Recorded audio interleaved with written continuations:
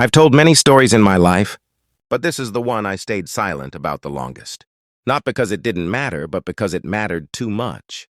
There was a year when waking up felt heavier than sleeping, when breathing felt like work, and when the idea of not existing felt quieter than staying alive. This is the story of that year, not to shock you, not to seek sympathy, but to tell you this: if you are still here, your story is not finished. That year didn't start with darkness. It started with pressure, expectations, the kind that don't scream at you but whisper constantly, be better, be faster. Don't fail, don't disappoint. On the outside, life looked normal. On the inside, it felt like I was running out of air. I learned something important back then. Pain doesn't always announce itself.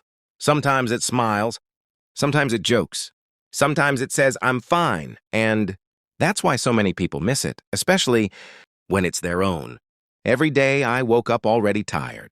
Not the kind of tired sleep can fix. The kind that sits in your chest and says, what's the point? I stopped looking forward to things. Even good things felt distant, like they belonged to someone else. I was surrounded by people yet felt invisible. And the loneliest place in the world is being surrounded by others while feeling completely alone. I tried to be strong. I told myself others had it worse. I told myself to be grateful. But guilt doesn't cure pain.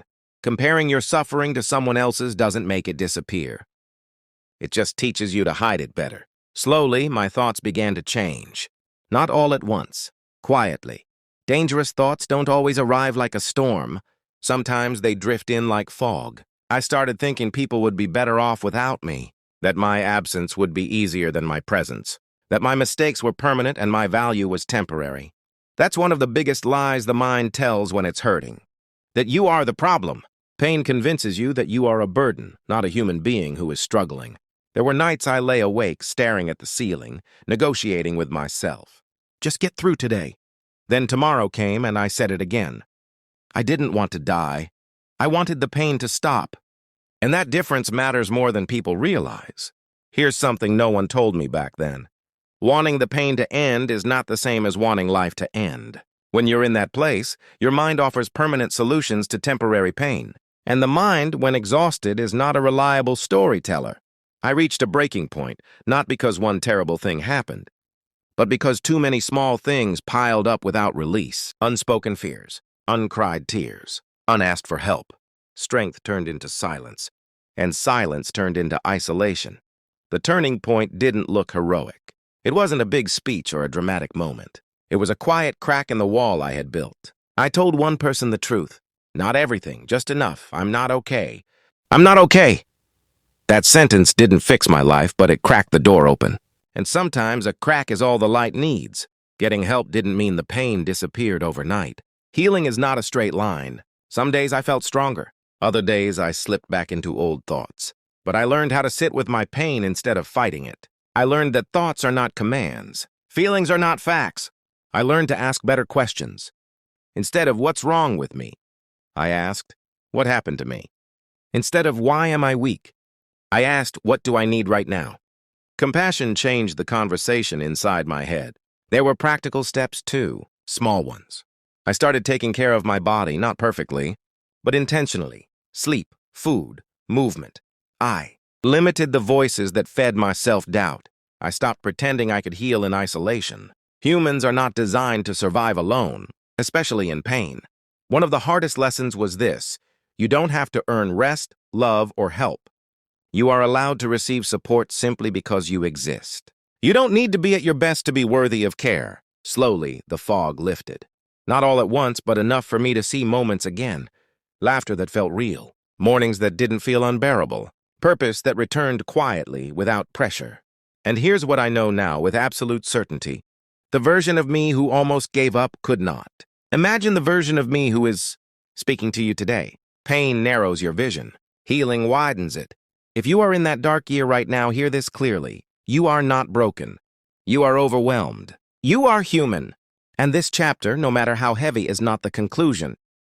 Tell someone. Reach out. Delay the decision.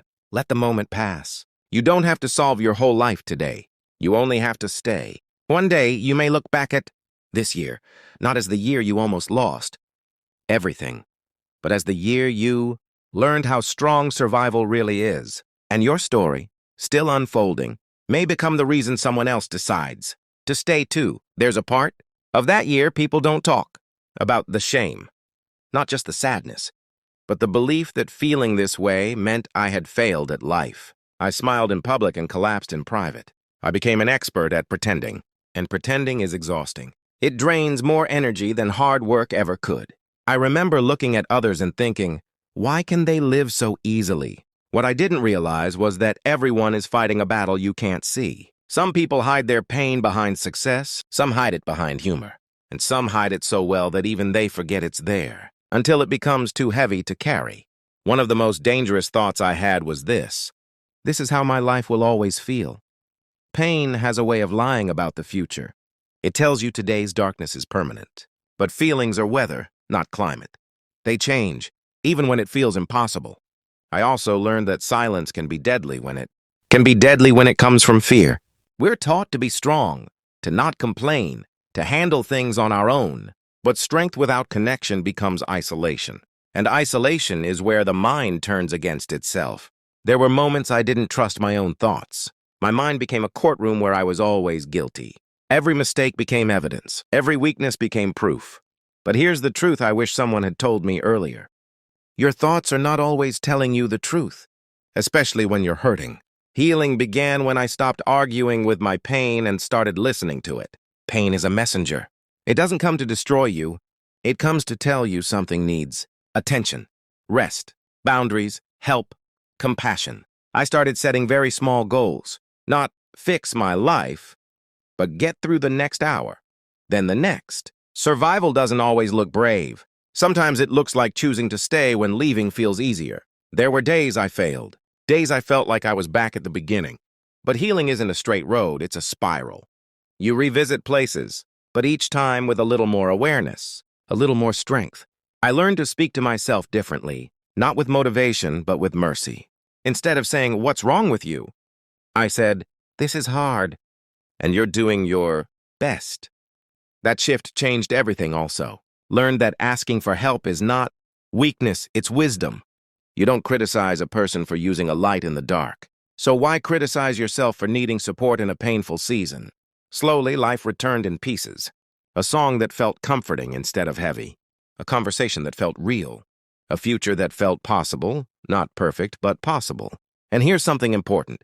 Even now, life isn't pain-free. But I know how to hold pain without letting it decide my worth. I know how to pause instead of panic. I know how to reach out instead of shutting down. If you're watching this and you feel like you're at the edge, please hear this. You don't have to decide anything today. Delay the decision. Give tomorrow a chance to speak. Reach out to someone, anyone. Pain wants you alone. Healing begins with connection.